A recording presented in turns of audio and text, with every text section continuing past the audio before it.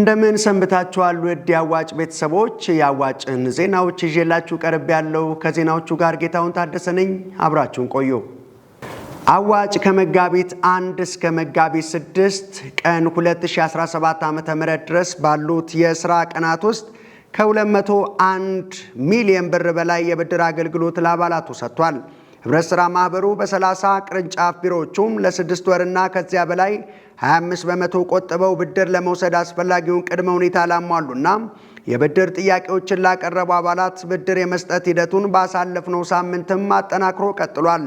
በዚህም አዋጭ ከመጋቢት 1 እስከ መጋቢት 6 ቀን 2017 ዓ.ም ድረስ ለ181 አባላት ከ201 ሚሊዮን ብር በላይ ብድር መስጠት መቻሉን የህብረት ሥራ ማህበሩ ሳምንታዊ ሪፖርት ያመለክታል።